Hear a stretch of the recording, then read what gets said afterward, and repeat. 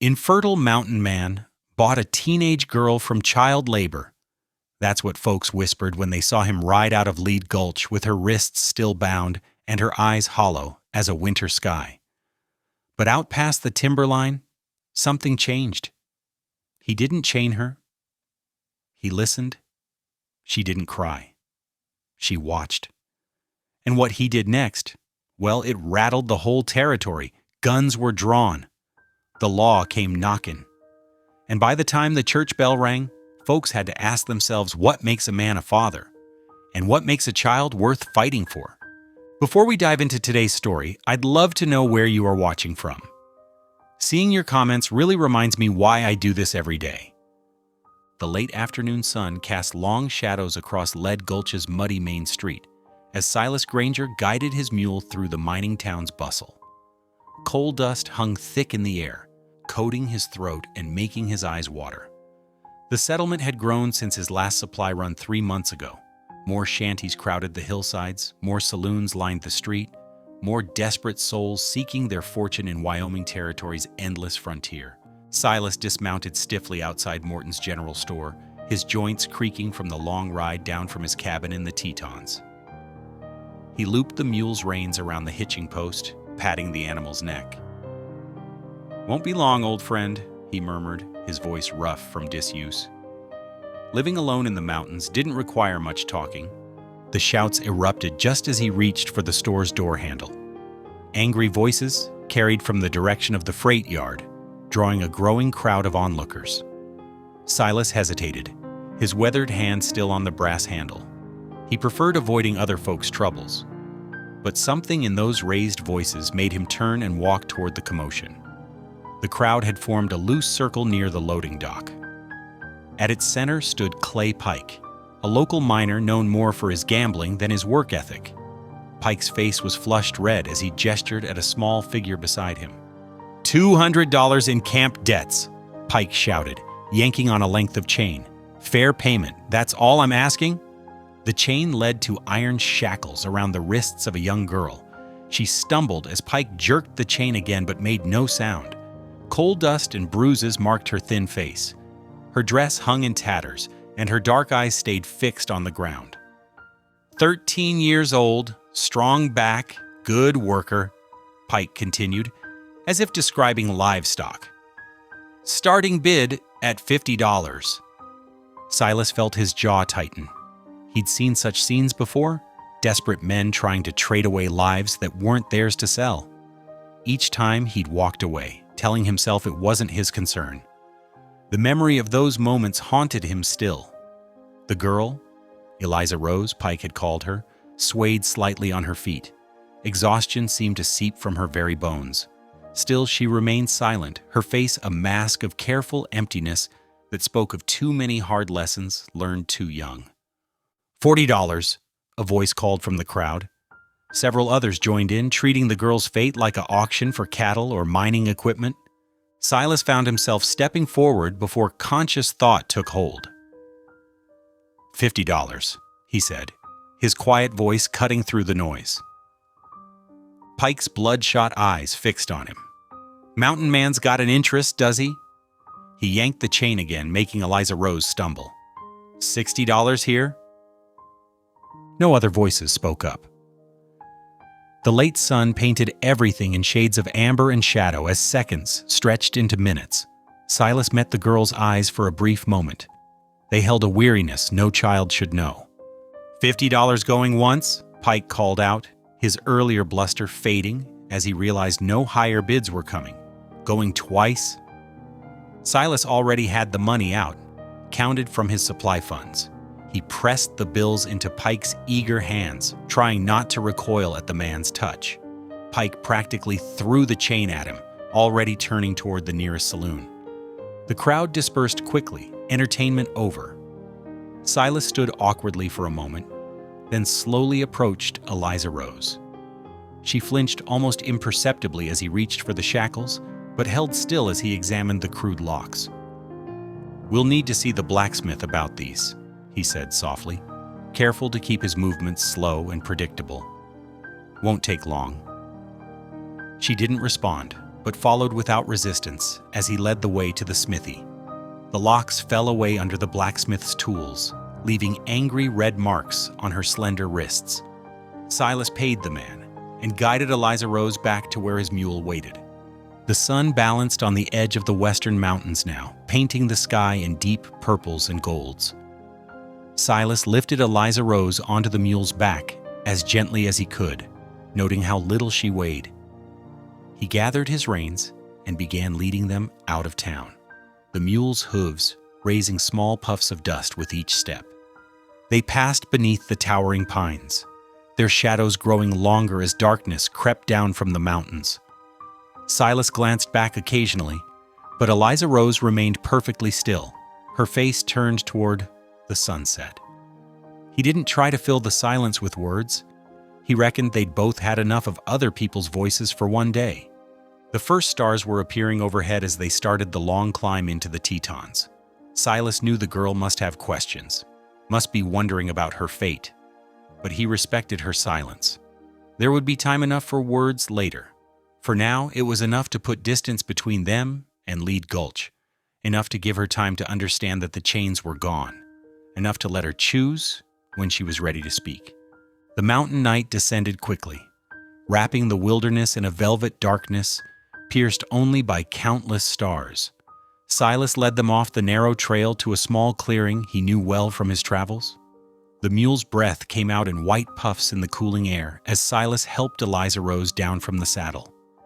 He moved with practiced efficiency, gathering dry wood for a fire while keeping a careful distance from the girl who stood exactly where he'd left her, arms wrapped around herself against the chill.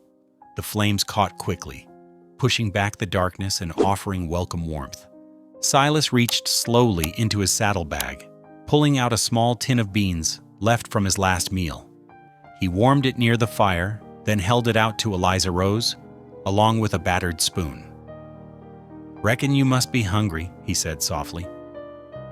She didn't move at first, but her eyes followed the tin. After a long moment, she stepped forward and accepted it, cradling it close as she sank down by the fire. Her movements were stiff, uncertain, as if expecting to be told she couldn't sit there. From his own bag, Silas pulled a worn wool blanket. He placed it near enough for her to reach, but far enough away that she wouldn't feel crowded. "For when you're ready to sleep," he explained, then moved to the other side of the fire to tend to his mule. The flames crackled and popped, sending sparks dancing upward to join the stars. Eliza Rose ate slowly, methodically, her eyes never leaving the fire. Silas busied himself with camp tasks, checking his gear, arranging his bedroll, always keeping the fire between them as a buffer of space and light. They rode for 2 more days, following trails that grew progressively narrower and steeper. The air grew thinner and cooler as they climbed, the pines giving way to spruce and fir. Eliza Rose remained silent, but Silas noticed her taking in their surroundings. The soaring peaks, the flash of deer between trees, the cry of hawks riding the wind. Late on the second afternoon, they crested a final ridge. Below them stretched a small valley, protected on 3 sides by towering cliffs. A log cabin sat nestled against the base of what locals called Broken Elk Ridge, its rough-hewn walls weathered to a soft gray. A creek, already rimmed with ice in the autumn chill, curved past the cabin like a silver ribbon. "Home," Silas said simply, guiding the mule down the slope. As they approached the cabin, a whisper so faint he almost missed it came from behind him. Eliza Rose. A pause, then, 13. Silas nodded, accepting this offering of trust without turning around, letting her keep the privacy of this moment. "Welcome, Eliza Rose." They reached the cabin's small porch, and Silas helped her down one final time. She stood before the door, shoulders tense, eyes darting between the entrance and the wilderness around them. Her feet seemed rooted to the rough planks. "Ain't nothing in there to harm you," Silas said gently. "This is a safe place. You can come and go as you please. No locks, no chains, just shelter from the cold and a warm hearth." He opened the door slowly, letting the last rays of sunlight spill into the cabin's single room. An iron cook stove sat in one corner, its pipe reaching up through the ceiling. A narrow bed, neatly made with a patchwork quilt, occupied another corner. A simple table with 2 chairs stood in the center, and shelves lined with books and supplies covered one wall. Eliza Rose took a tentative step forward, then another. The floorboards creaked softly under her feet as she entered. Her eyes moved from object to object. The lamp waiting to be lit, the rocking chair beside the stove, the wooden cup and plate set on the table. Each item seemed to speak of permanence, of daily life lived in peace. Silas busied himself lighting the lamp and stirring the banked coals in the stove, giving her time to absorb her surroundings. The familiar scent of wood smoke filled the air as warmth began to seep back into the room. He set about preparing a simple supper, cornbread and dried venison stew, while Eliza Rose continued her careful exploration of the space. When the food was ready, he placed 2 bowls on the table and pulled out both chairs. "You're welcome to join me," he said, then sat and began eating, without pressure or expectation. After a long moment, Eliza Rose approached the table. She lowered herself into the empty chair with the same caution she'd shown all day. But as the evening deepened and the lamp cast its gentle glow across the quiet room, some of the tension began to ease from her thin shoulders. She ate slowly, savoring each bite as if committing it to memory, while the creek murmured its endless song outside and the stars wheeled overhead in the vast mountain sky. Dawn crept over the mountain peaks, painting the frost-covered valley in shades of gold. Silas rose early, his boots crunching on the frozen ground as he made his way to the lean-to where his mule waited. The animal nickered softly at his approach, accepting the handful of oats and gentle pat with equal appreciation. Back at the woodpile, Silas's axe rang out in the crisp morning air.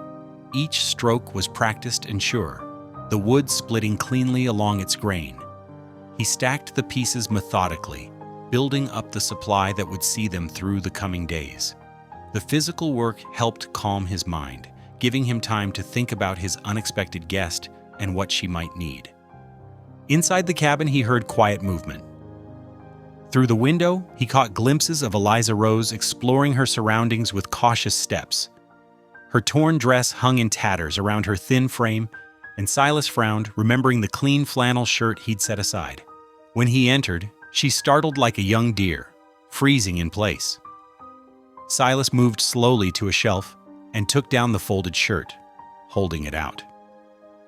"Thought you might want something warmer to wear," he said, placing it on the table between them before stepping back. Eliza Rose touched the soft fabric with trembling fingers. She gathered the shirt close and disappeared behind the door of the small room Silas had prepared days earlier, hoping someday he might have cause to offer shelter to someone in need. The room wasn't much: a narrow bed, a small chest for clothes, and a window looking out toward the creek. But it was clean and private. That night, Silas woke to screams. The sound pierced the darkness, full of terror and memories too painful to voice. He sat up in his bed, heart pounding, but didn't move toward her room. Instead, he lit the stove and set water to boil, measuring out herbs for tea, chamomile and mint, soothing things that might ease troubled dreams. When the screams subsided to quiet sobs, he placed a steaming cup outside her door, then returned to his own bed. By morning, the cup was empty. Days began to flow, one into another, marked by shared meals eaten in comfortable silence. Silas noticed small changes in Eliza Rose, the way she began to look after herself, washing in the creek despite its chill, working tangles from her hair with patient fingers. In the kitchen, she started helping with simple tasks, stacking dishes or sweeping the rough wooden floor. One afternoon, while Eliza Rose was outside gathering kindling, Silas sat at his workbench by the window.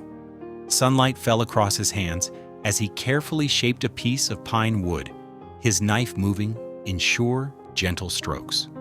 Slowly, a comb began to emerge from the pale wood, its teeth delicate but strong, its handle smooth and comfortable to hold. When it was finished, he left it on her pillow. A simple gift, but one made with care.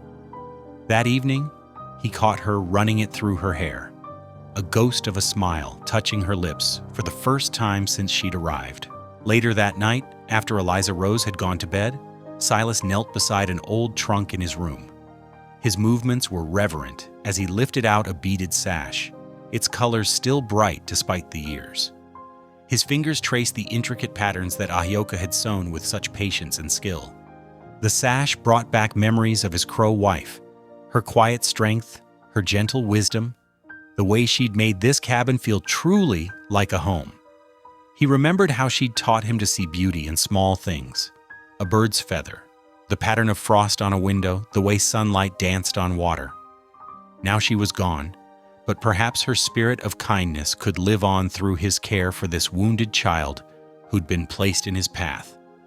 Silas carefully returned the sash to its resting place, but left the trunk open a moment longer. The scent of sweetgrass still clung faintly to its contents, reminding him of prayers offered in forest clearings and songs sung under star-filled skies. He thought of how Ahioka had always said that healing came slowly, like the changing of seasons, and couldn't be rushed. In the quiet cabin, he could hear Eliza Rose's steady breathing from her room, peaceful tonight, without nightmares. The wooden comb lay on her small chest, a symbol of care freely given and tentatively accepted. Day by day, he watched her begin to reclaim her humanity. In the careful braiding of her hair, the straightening of her shoulders, the purposeful movements of her hands as she helped around the cabin. These were small things, perhaps, but Silas knew they were as significant as the first green shoots breaking through snow at winter's end. Sunday morning dawned, clear and cold, frost glittering on the cabin's window panes. Silas stood at the wooden table, wrapping 2 pieces of cornbread in a clean cloth. He glanced toward Eliza's closed door, then called softly, "Thought we might take a walk today if you're willing." Eliza emerged, wearing the flannel shirt and a worn shawl Silas had found in his trunk. She nodded, her eyes questioning but not fearful. The trust in that look made his chest tighten. They set out through the pine forest, their boots crunching on fallen needles. Silas led the way along a narrow trail that wound between towering trees. Chickadees called overhead, and a light breeze carried the sharp scent of pine sap.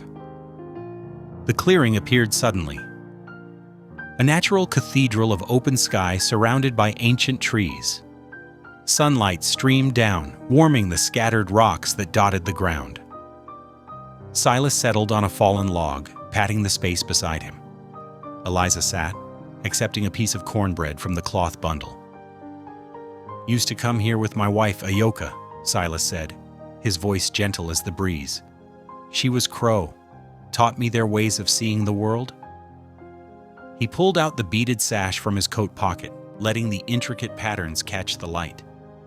"She made this for our wedding day, said every bead was a prayer for our future."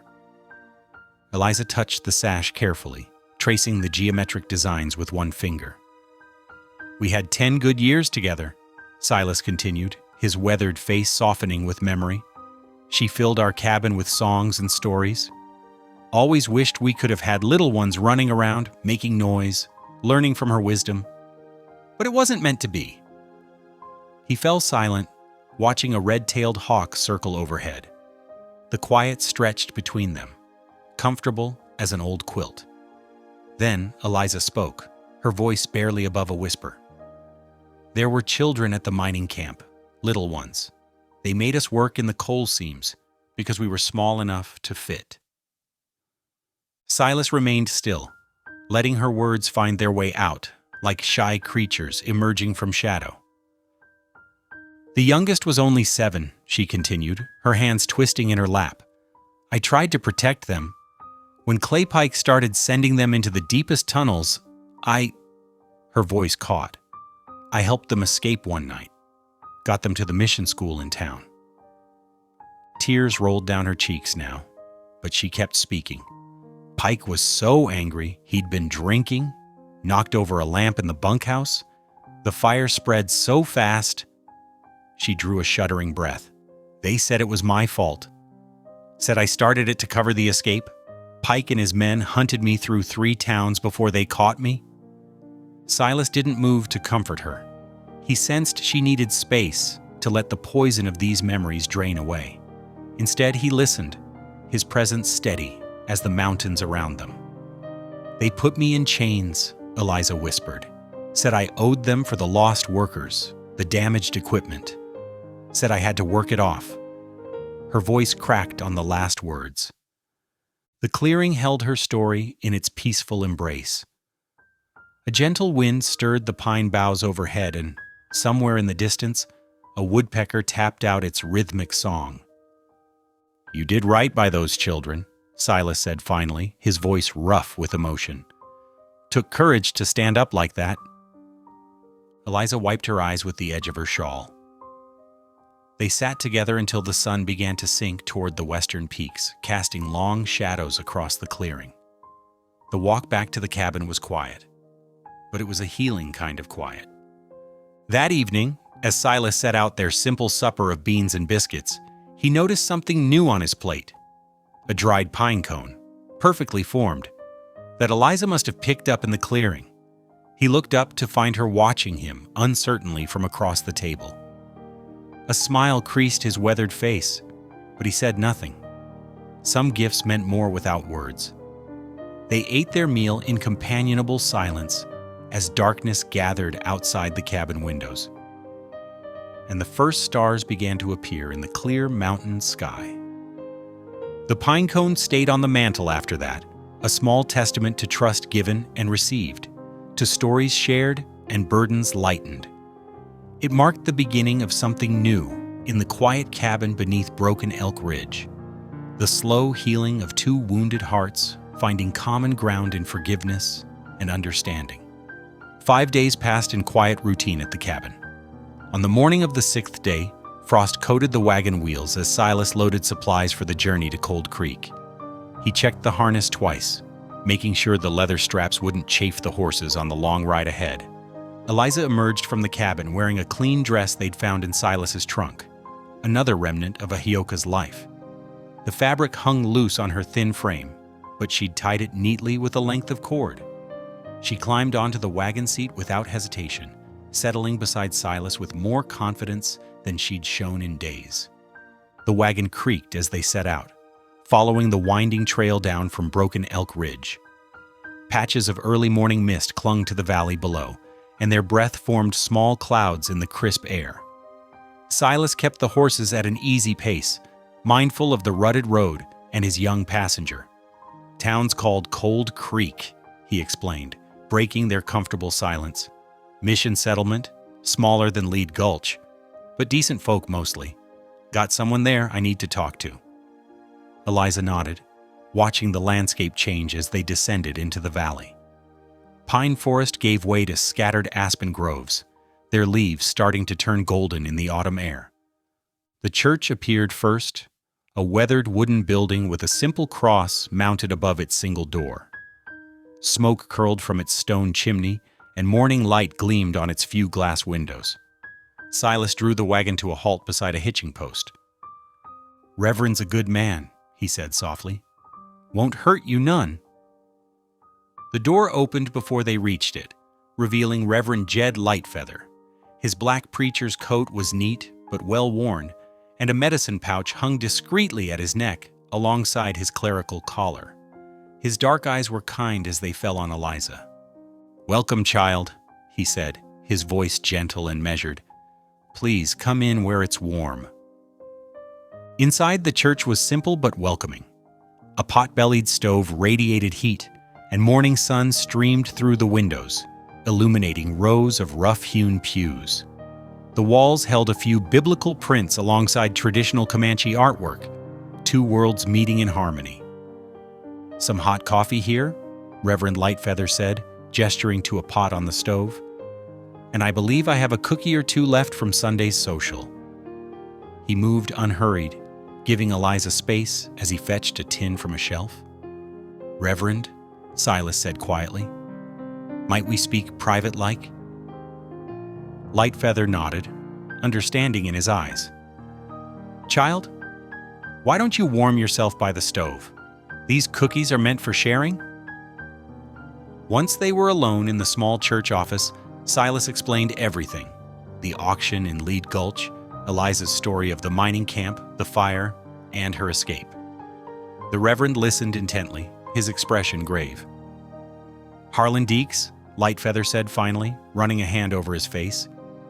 He owns half the mining contracts in 3 territories. Man builds empires on other people's misery. He stood pacing to the window. If he claims her under contract from Pike's camp, the law will side with him. They always do.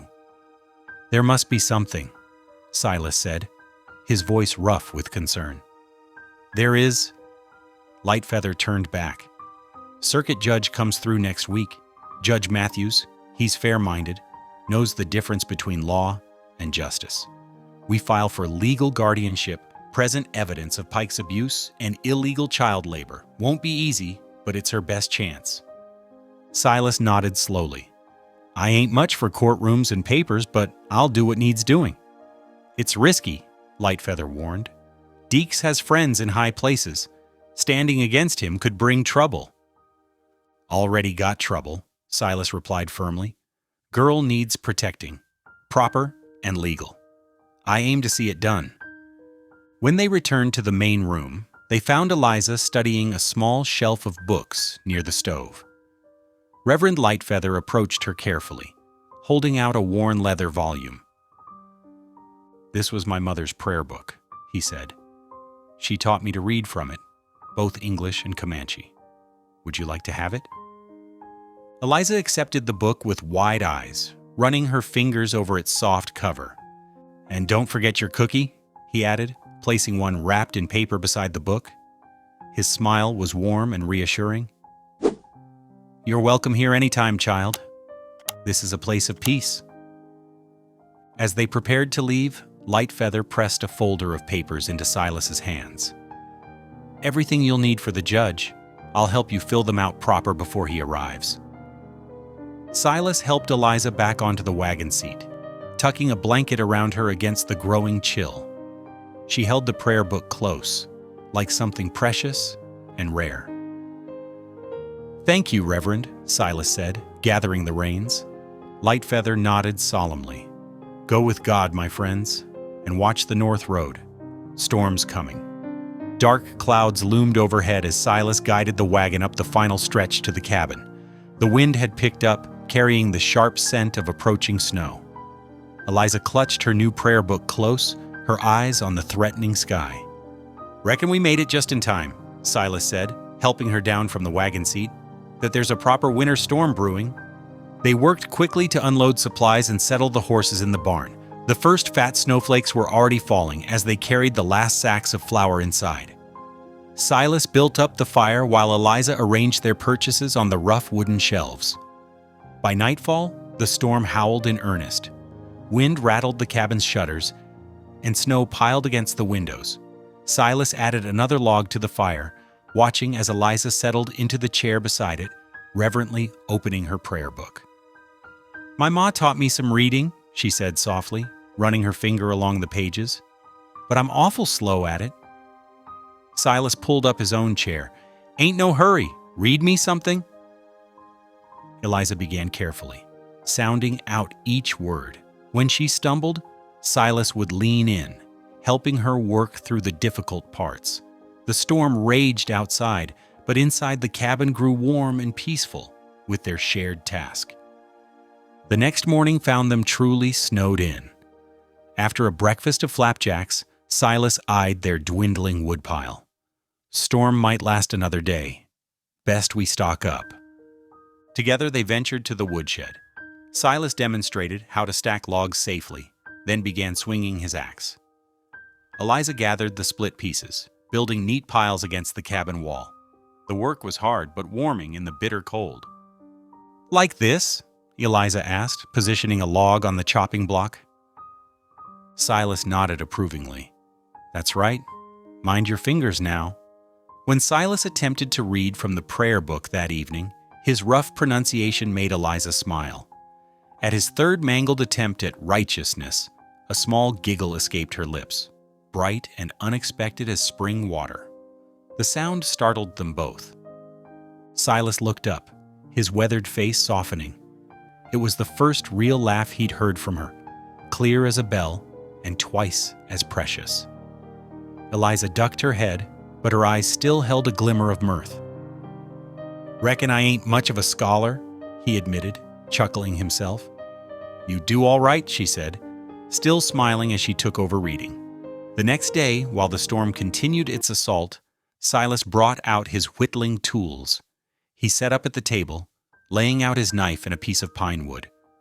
Eliza watched curiously from her place by the fire. "Come here," he invited, pulling out a chair for her. "Let me show you something useful." He demonstrated how to hold the knife safely, how to feel the grain of the wood, how to let the blade do the work. Eliza's first attempts were hesitant, but her small hands proved steady. "What are you making?" she asked, watching him shape his own piece. "Thought maybe a bird," he replied. "Something that likes to sing." As evening approached on their second snowbound day, Eliza stood looking at the old ledger on Silas's desk. It contained years of careful notes, supplies purchased, pelts traded, important dates. Near the front was a page of names, including Ayoka's flowing signature. "Sir?" Eliza's voice was quiet but determined. Might I write my name in your book?" Silas looked up from his whittling, understanding the weight of her request. "Course you can. Right here beside Ayoka's, if you like." He brought her the pencil, then stepped back to give her space. Eliza bent over the ledger, her tongue caught between her teeth in concentration. Slowly, carefully, she formed each letter. Eliza Granger. Something tightened in Silas's chest as he watched. She'd chosen his name, claimed it as her own. He didn't correct her choice. Instead, he stood quietly proud as she finished the last letter, her face glowing with quiet satisfaction. "There," she said softly, touching the page where her name now lived beside Ayoka's. "Now I'm written down proper." Silas nodded, his throat too thick for words. In that moment, watching her trace her newly written name, he saw the future taking shape, like a bird emerging from raw wood waiting to sing. Outside, the storm began to ease, but inside the cabin, something permanent had changed. A girl who'd arrived in chains had written herself into a family, choosing her own name, her own belonging. Silas watched as she returned to her whittling, her movements more confident now, more at home.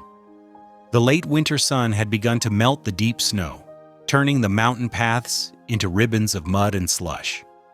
4 days after Eliza had written her name in the ledger, Silas rode down to Jensen's trading post for supplies. He found Tom Jensen, the owner, holding a yellow telegram with a troubled expression. "Come in yesterday," Tom said, handing over the paper. "Figured you ought to know. Harlan Deeks is headed to Lead Gulch, bringing a United States Marshal with him." Silas's weathered face remained still, but his fingers tightened on the telegram. He read the brief message twice, memorizing every word. The paper crackled in his grip. "Much obliged, Tom," he said quietly, tucking the telegram into his coat. He gathered only the essentials, coffee, flour, and ammunition, then rode straight home. Eliza was feeding the chickens when he returned. One look at his face told her something was wrong. She set down the feed bucket, her shoulders tensing. "Need to pack some things," Silas said gently. "We're riding to Cold Creek. Reverend Jed's expecting us." They worked quickly and efficiently, Eliza gathering her few possessions while Silas loaded his rifle and checked their horses. Within an hour, they were on the trail, following the winding path through melting snowdrifts toward Cold Creek. The journey took most of the afternoon. The sun was setting when they finally reached the small white church on the edge of town. Reverend Jed met them at the door, his dark eyes serious beneath his broad-brimmed hat. "Brother Silas," he said warmly, clasping hands. "Sister Eliza, come up to the loft. I have beds made up for you both." The church loft was small but clean, with 2 narrow cots and a window overlooking the street. Jed brought them bowls of hot stew and cornbread, while they talked in low voices about the morning's plans. "Town clerk opens at 8 o'clock sharp," Jed explained, spreading papers on a small table. "I have the guardianship forms ready. Judge Morton arrives next week. He's a fair man. Follows his conscience more than his politics." Eliza sat quietly on her cot, listening to the men discuss legal terms she didn't fully understand. Her hands twisted in her lap until Silas noticed and gave her a reassuring nod. "Get some rest," he told her. "Tomorrow's an important day." Dawn broke clear and cold over Cold Creek. After a breakfast of coffee and biscuits, Silas and Eliza walked the short distance to the town clerk's office, with Jed following close behind. The street was mostly empty, shops just beginning to open their doors. The clerk's office smelled of dust and ink. Mr. Whitaker, a thin man with wire-rimmed spectacles, reviewed their papers with exacting care. His pen scratched across multiple forms, while Eliza stood straight and still, answering his questions in a clear voice.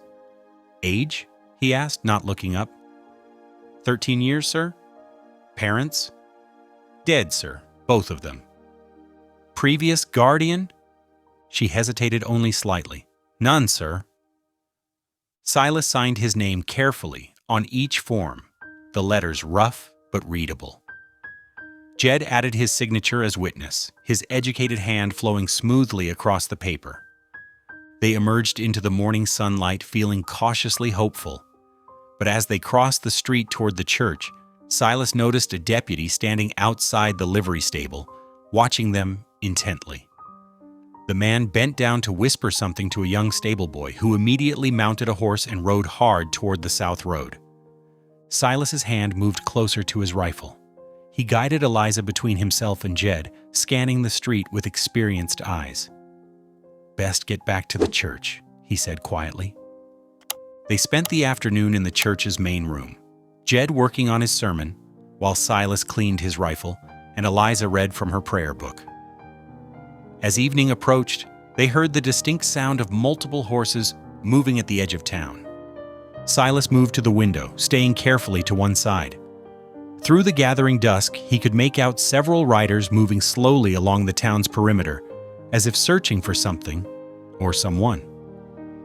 "Might be time to move up to the loft," Jed suggested calmly, extinguishing the front lamps. "Less visible there."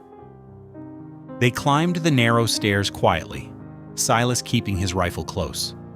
In the loft, Eliza sat on her cot, her face pale but composed. She reached for the wooden bird she'd carved during the snowstorm, holding it tight in her small hands. The sound of hoofbeats grew closer, then faded, then returned. Silas positioned himself by the window, watching the shadows lengthen across Cold Creek's muddy streets. The legal machinery that could tear Eliza away was now in motion, its gears turning with the inevitability of a steam engine. But as night settled over the town, Silas's weathered hand found Eliza's shoulder, squeezing gently. They would face whatever came together, with the law and justice on their side. And if that wasn't enough, well, Silas hadn't carried his rifle through 20 years of wilderness just for show. The morning sun had barely cleared the mountains when heavy boots stomped onto the church's wooden porch. Silas moved to the window, his breath catching at the sight below. Two men stood at the door. One tall and official in a marshal's coat, the other dressed like a businessman but with cold eyes that reminded Silas of a winter-starved wolf. Reverend Jed opened the door, greeting them with calm dignity. "Marshal Yancey, Mr. Deeks, what brings you to the house of God this morning?" Marshal Yancey removed his hat, revealing steel-gray hair and a face weathered by years of frontier law. "Official business, Reverend. We have reason to believe you're harboring a fugitive."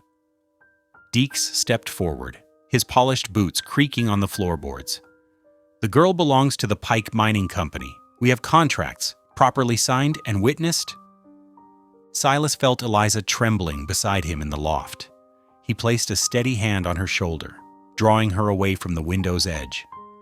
Below, Jed stood his ground in the doorway. "If you have a warrant, Marshal, I'll need to see it." Marshal Yancey produced a folded paper from his coat. Warrant for the arrest of one Eliza Rose. No surname given. Charges of arson and theft of company property at the Pike mining camp. Jed took the warrant, reading it carefully in the morning light. His fingers traced each line as though searching for hidden meanings between the words. These are serious charges, Marshal.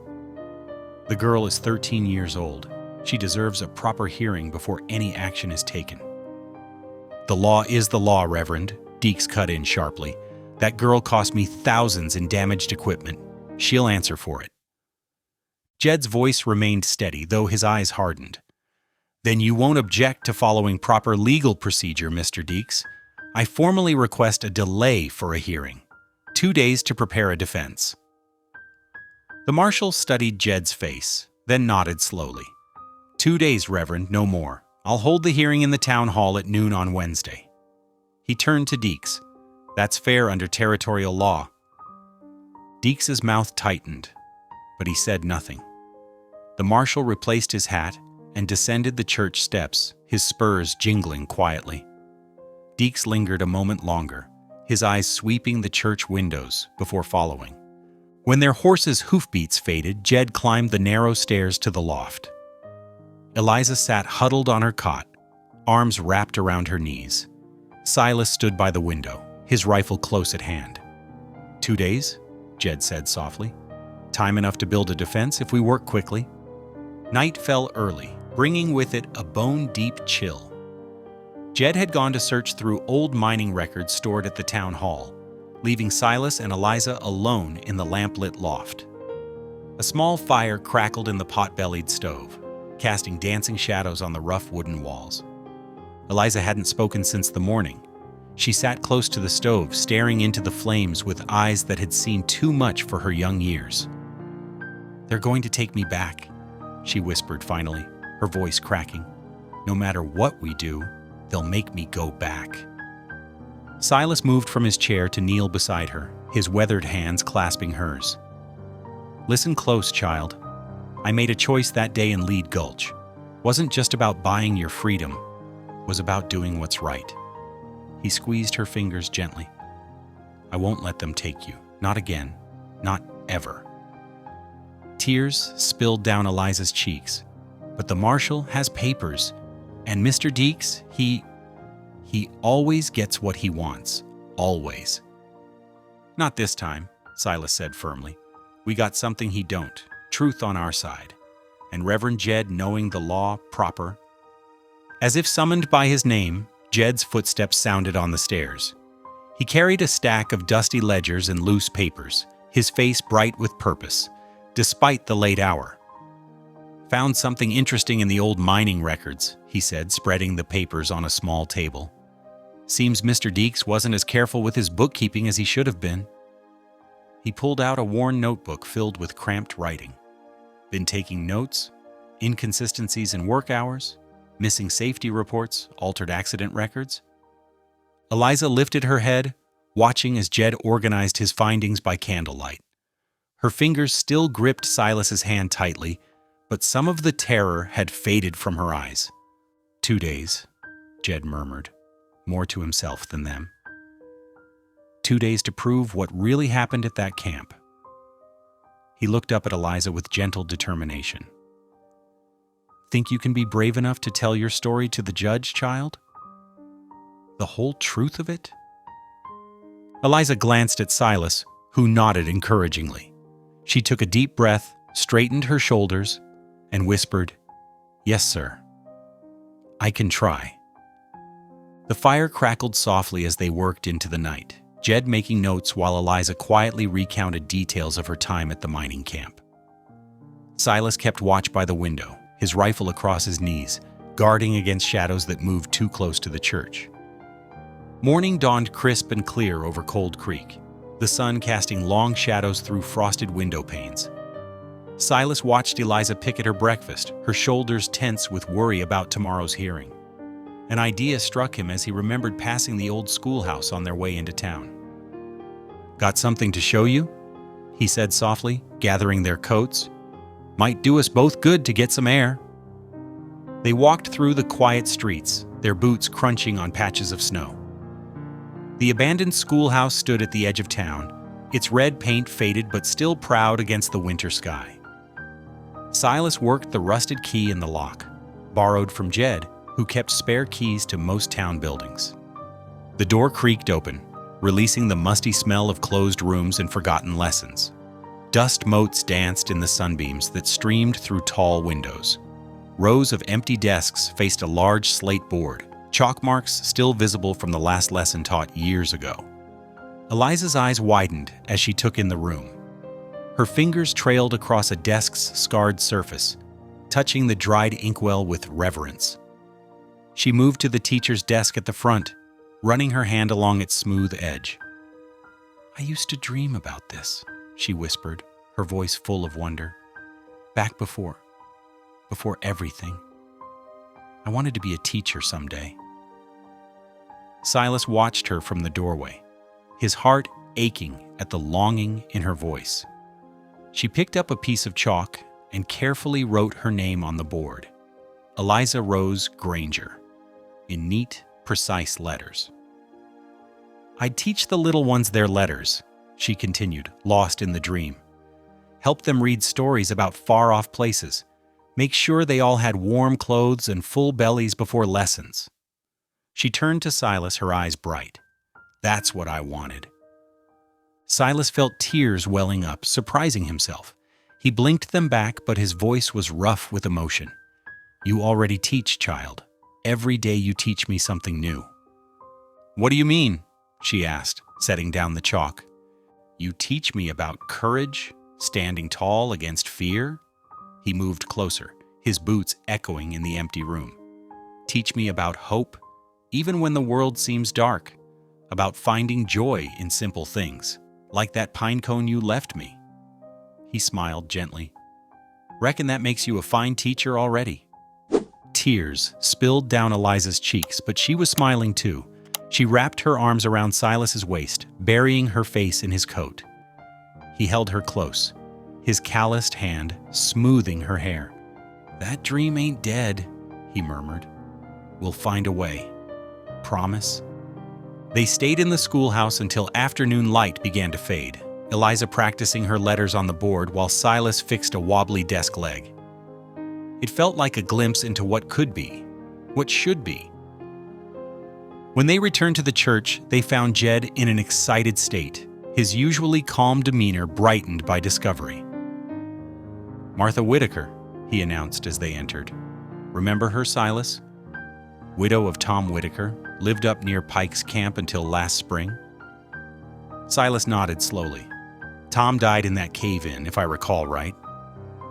"She's come forward," Jed continued, gathering papers from his desk. "Says she was there the night of the fire. Says Eliza tried to warn the camp about the trapped boys, tried to save them before the explosion." Eliza's hand flew to her mouth. "Mrs. Whitaker? She remembers?" "More than remembers. She's willing to testify about what really happened that night." Jed's face grew serious. "But she won't come to town. Says she's too afraid of Deeks. We'll have to ride out to her homestead first thing tomorrow morning if we want her statement for the hearing." Silas checked his pocket watch, a treasured gift from Ayoka. "That's cutting it mighty close. Hearing's at noon tomorrow." "It's our best chance," Jed replied. "Martha's testimony could prove Eliza was trying to prevent tragedy, not cause it. That changes everything." They spent the evening preparing for an early departure. Jed copied out legal documents by lamplight, while Silas cleaned his rifle and checked their supplies. Eliza sat between them, carefully writing out her own account of that terrible night, her pencil moving steadily across the paper. As the church bell struck 9, Jed looked up from his work. "Martha's place is about 3 hours' ride into the hills. We'll need to leave before dawn to make it back in time." Silas nodded, watching Eliza yawn over her writing. "Best get some rest then. Tomorrow's going to be a long day." That night, as Eliza slept in the loft, Silas stood at the window keeping watch. The moon cast silver light over Cold Creek's quiet streets, and for the first time since the marshal arrived, he felt a flicker of real hope. Not just hope for winning the hearing, but hope for Eliza's future. a future with books and chalk dust, with students of her own someday. He touched the beaded sash he always carried, imagining Ayoka's smile. She would have loved this brave, dreaming girl, would have fought just as hard to give her a chance at that schoolroom dream. Dawn wasn't far off. Soon they would ride into the hills, seeking the testimony that might change everything. Silas watched the stars wheel overhead, their light steady and true, like the promise of tomorrow. The courthouse buzzed with tension as morning light filtered through dusty windows. Silas sat beside Eliza in the front row, his weathered hand steady on her shoulder. Jed arranged papers at the defense table, his expression grave but determined. They had made it back from Martha Whitaker's homestead with barely an hour to spare. Marshal Yancey called the hearing to order, his voice echoing off wooden walls. Judge Harrison, a stern-faced man with silver hair, adjusted his spectacles and nodded for Deeks's lawyer to begin. Harlan Deeks rose slowly, straightening his expensive vest. A cruel smile played at the corners of his mouth as he approached the bench. Your Honor, I have here a document that settles this matter definitively. He withdrew a folded paper from his breast pocket. An indenture contract, signed by the girl's deceased father, binding her to 5 years of labor at my mining operation. She has served less than 1 year. The room erupted in whispers. Silas felt Eliza stiffen beneath his hand, her face draining of color. Jed immediately stood. Objection, Your Honor. This is the first we're hearing of any such document. Judge Harrison held up his hand for silence. Let me see this contract, Mr. Deeks. Deeks presented the paper with a flourish. The judge examined it carefully, holding it up to the light. This appears to be properly notarized, though the paper seems... He paused, frowning. Given the serious nature of this document and its late presentation, I must postpone this hearing until it can be verified by experts in the territorial capital. But, Your Honor, Jed protested, we have a witness ready to testify about the night of the fire, which will be heard when we reconvene, the judge interrupted. Until then, the girl will remain in Reverend Lightfeather's custody. Court is adjourned for 2 weeks. Deeks's smile widened as he gathered his papers. He paused beside Eliza, speaking just loud enough for her to hear. Soon enough, girl. Soon enough. That evening, Silas paced the church loft while Eliza prepared for bed. The postponement worried him deeply. 2 weeks was plenty of time for Deeks to cause trouble. Maybe we should head back to my cabin, he suggested. Safer up in the hills. But when he knocked on Eliza's door to discuss it further, there was no answer. The room was empty, her bed untouched. Panic seized his chest. Eliza, he called out, searching every corner of the church. Eliza, Rose! Jed joined the search, lantern in hand. They found nothing until they reached the train station at the edge of town. There, beneath a freight car, lay Eliza's worn bonnet, the one Silas had bought her in Cold Creek. It was trampled in the mud, a dark smear across its faded blue ribbon. Silas dropped to his knees, clutching the small bonnet. At first, he thought she had run away, frightened by Deeks's threats and trying to protect him from further trouble. But the mud-stained bonnet told a different story. His girl would never leave it behind willingly. She treasured every small gift he had given her. She's been taken, he whispered, his voice rough with anguish. That snake Deeks. He couldn't wait for the law to side with him. Jed examined the ground around the station. Multiple horses, he noted grimly, headed east toward the territorial line. Silas stood slowly, something dangerous awakening in his eyes. The quiet mountain man was gone, replaced by someone harder, someone who had tracked prey across the wildest territories. He checked his rifle with steady hands. I'm going after her, he said, his voice like steel. No more waiting on the law. No more letting others decide her fate. The pre-dawn air bit cold as Silas cinched his saddle tight. Beside him, Jed consulted a wrinkled railway schedule by lantern light. Two local men, Ben Tucker from the Mercantile and young Will Hayes, checked their ammunition with grim faces. "Freight train leaves Lead Gulch at 6:30, Jed said, folding the schedule. "They'll have to cross Cottonwood Pass to reach the station. If we cut through Miller's Gap, we might catch them." Silas nodded, his weathered face set like stone.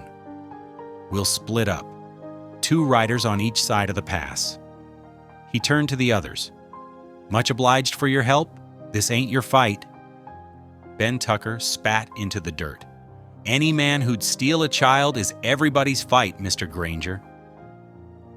They mounted up and thundered into the darkness, hooves pounding against frozen ground. Silas and Will took the eastern route while Jed and Ben circled west. The stars began fading as they climbed higher into the hills, their breath clouding in the bitter morning air. Wind whipped through the pines as Silas urged his horse faster. Every minute felt like an eternity, every hoofbeat a reminder of Eliza's fear. The memory of her trampled bonnet burned in his mind. He had promised to protect her, and he meant to keep that promise, or die, trying. The sun was just touching the mountain peaks when they reached the overlook above Lead Gulch's rail yard. Steam rose from the waiting locomotive as workers coupled cars and loaded cargo. Silas dismounted, crouching behind a boulder with his spyglass. There, near the last freight car, Deke stood with 2 hired men, keeping to the shadows. Between them struggled a small figure in a dark coat. Eliza. Her hands were bound, but she wasn't making it easy for them. As Silas watched, she twisted and sank her teeth into Deke's arm. Deeks cursed and struck her across the face. The sound carried faintly up the hill, and something inside Silas snapped. He was moving before he realized it, half sliding down the steep slope with Will Hayes right behind him. "Eliza!" The shout tore from his throat, raw and desperate. Her head snapped up at his voice. Even from 50 yards away, he saw the moment hope flooded back into her face. Her knees gave out, and she sagged in her captor's grip. "Silas!" she screamed. "Silas!" Deke spun around, reaching for his pistol, but Jed and Ben were already emerging from the other side of the yard, rifles raised. Workers scattered as Silas closed the distance, his own weapon trained on Deke's chest. "Let her go," Silas growled. "Now." "This girl is my property," Deke snarled, but his hired men were already backing away, hands raised. Eliza wrenched free and ran straight for Silas. He caught her with one arm while keeping his rifle steady. She pressed her face into his coat, trembling violently. "I got you, girl," he murmured. "I got you now." The morning train whistle pierced the air, sharp and insistent. Steam billowed around them as Jed moved forward, his own rifle unwavering. "Mr. Deeks," the preacher said calmly, "I believe you have some explaining to do about that forged indenture contract. The territorial marshal will be mighty interested in hearing about it." The morning sun cast long shadows across the rail yard as Deeks' face twisted with rage. His hand moved like lightning, drawing a pearl-handled revolver from beneath his coat. "Nobody's taking what's mine," he snarled. Silas saw the glint of metal and reacted without thinking. He shoved Eliza behind him, spinning to shield her with his body. The gunshot cracked through the crisp morning air like thunder. White-hot pain exploded through Silas's left shoulder. He stumbled but kept his feet, determined to stay between Eliza and danger. Warm blood spread across his shirt as shouts and screams erupted around them. "Silas!" Eliza's terrified cry pierced his heart deeper than any bullet.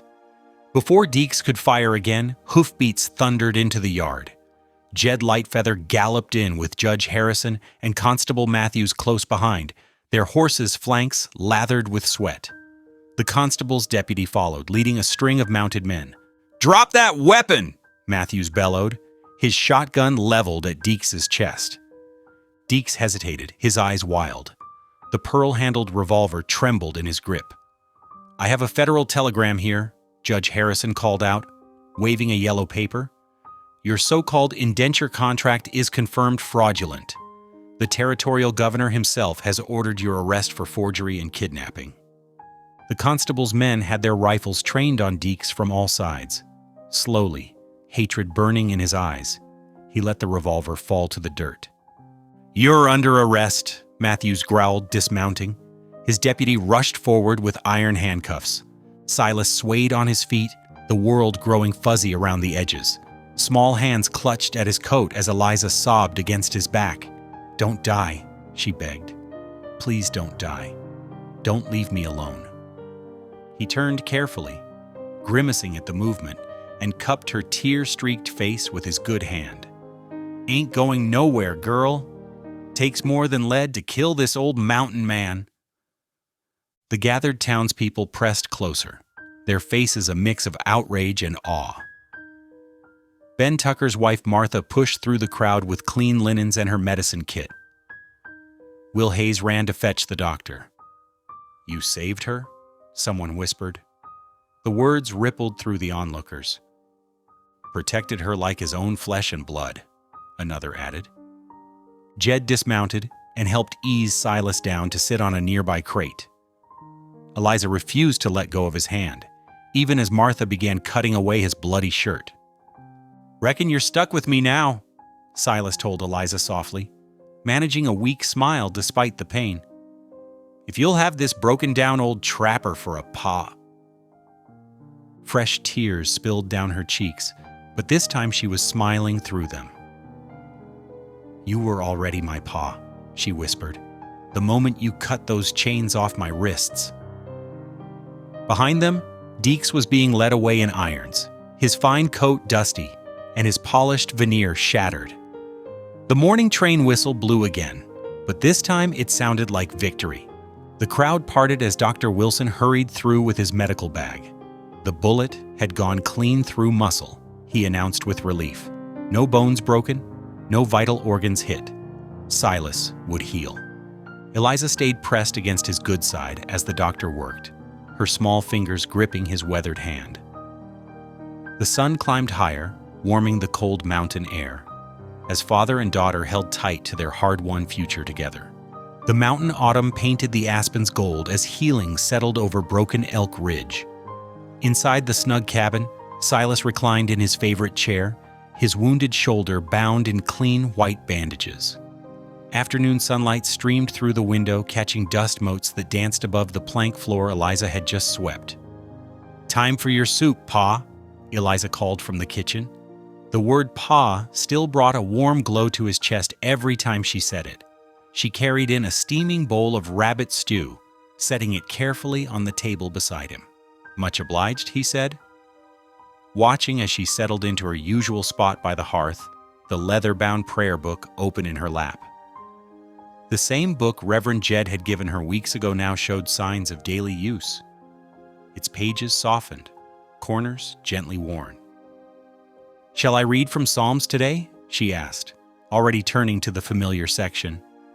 At his nod, her clear voice filled the cabin with ancient words of comfort and hope. Silas closed his eyes, letting the verses wash over him like a healing stream. A knock at the door interrupted their peaceful afternoon. Young Tommy Hayes stood on the porch, his father's postal bag slung across his chest. "Special delivery from Cold Creek," he announced importantly, holding out an official-looking envelope. "From Judge Harrison himself." Eliza's hands trembled as she took the letter. Silas straightened in his chair, wincing slightly at the movement. They had been waiting for this news. She broke the seal and unfolded the document, her eyes scanning quickly. "Oh!" The paper shook harder. "Oh, Pa!" "What does it say, girl?" Silas asked, though her shining eyes told him everything. "The judge approved it. The guardianship is official." She flew across the room, careful of his injury as she hugged him. "I am legally Eliza Granger now, forever and truly." Silas held her close with his good arm, his throat too tight for words. After a moment, he cleared it roughly. "Reckon we ought to celebrate proper like." The celebration came naturally over the next few days, as word spread through the small community. Martha Tucker brought a fresh baked apple pie. The Wilsons arrived with a new dress they had ordered from the catalog. dark blue calico with tiny white flowers. Even crusty old Ben Hayes showed up with a slate and chalk set for her studies. The biggest surprise came when Reverend Jed arrived with news from the town council.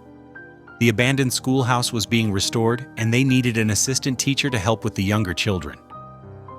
"Miss Eliza," he said formally, though his eyes twinkled, "we would be honored if you would consider the position. 3 days a week, helping with reading and numbers." Eliza's face glowed as she accepted. The very next day, she joined the volunteers painting the schoolhouse. Her sure strokes covered the old gray boards with fresh white paint, transforming the building like her own life had been transformed. "Looking fine, Miss Eliza," called Mrs. Peterson, bringing lemonade to the workers. The new title made Eliza stand straighter, pride mixing with humility in her smile. That evening, as sunset painted the cabin walls rose gold, Silas watched Eliza practicing her lessons at the table. The lamplight caught the shine in her neatly braided hair, so different from the tangled, sooty girl he had first seen in chains. His heart swelled with gratitude. "Reckon you found your place in the world after all," he said softly. She looked up, her eyes wise beyond their 13 years. "No, Pa. You helped me find it. We found it together." The morning dawned crisp and clear over Cold Creek, painting the freshly whitewashed schoolhouse in golden light. Eliza stood at the simple wooden desk, arranging 6 worn primers and smoothing her new blue calico dress. Her fingers trembled slightly as she touched the smooth surface of the teacher's slate. Through the window, she watched as they came, 6 children making their way down the dusty road, some carrying tin lunch pails, others just clutching battered books. Their bare feet kicked up little puffs of dust as they approached, their faces a mixture of curiosity and hesitation. The pot-bellied stove in the corner needed tending first. Eliza knelt beside it, carefully arranging kindling the way Silas had taught her. The familiar motion steadied her nerves. As she coaxed the flames to life, the door creaked open. The children filed in quietly, their eyes wide as they took in the fresh paint and clean floors. The youngest couldn't have been more than 6 years old, with copper-colored braids and a patched dress. The oldest was a lanky boy of 12, protectively guiding his younger brother by the shoulder. Behind them, Silas slipped in, his injured arm still bound in a linen sling. He settled onto a bench at the back of the room, his weathered face gentle with pride. His presence wrapped around Eliza like a warm blanket, giving her strength. "Welcome," she said, her voice clear and steady. "I'm Miss Eliza." She picked up a piece of chalk, its familiar weight comforting in her hand. One by one, she wrote their names on the slate as they introduced themselves: Mary, Thomas, Sarah, William, James, and little Rebecca. The morning sunlight streamed through the windows, catching dust motes that danced in the air as Eliza led them in a simple prayer. "Dear Lord, bless this day of new beginnings," she said softly, and 6 young heads bowed in response. After settling them with paper and charcoal for drawing, Eliza pulled her chair to the center of their circle. The floorboards creaked beneath her feet, and the stove popped quietly in the corner. In the back, Silas watched, his eyes warm with understanding. "Would you like to hear a story?" she asked. 6 eager faces turned toward her. "This is a story about love. Not the kind you're born into, but the kind you choose." She told them about a man who saw someone in need and chose to help, even though it wasn't easy. She spoke of a community that opened its arms to welcome a stranger. She described how kindness could change a life, like water bringing a wilted flower back to bloom. "Sometimes," she said, meeting each child's eyes in turn, "love is like that. It's not always something that's given to us. Sometimes it's something we choose to give to others. And when we make that choice, it can change the whole world." Little Rebecca raised her hand. "Like when Ma takes soup to sick Mrs. Peterson?" "Exactly like that," Eliza smiled. "Or when Mr. Hayes delivers mail even in the snow, or when Reverend Jed keeps the church warm for travelers." In the back of the room, Silas shifted in his seat, his good hand brushing something from his eye. The children bent over their drawings with renewed purpose, sketching pictures of helping hands and open doors. Eliza walked between their desks, admiring their work. Each picture told its own story of kindness: a shared lunch, a helping hand, a warm hearth. In their simple drawings, she saw her own story reflected back. Not the story of what had been done to her, but the shining truth of what had been done for her, and what she could now do for others. If this one resonated with you, stick around. I've got another story waiting for you tomorrow, and who knows, it might be just what you needed to hear.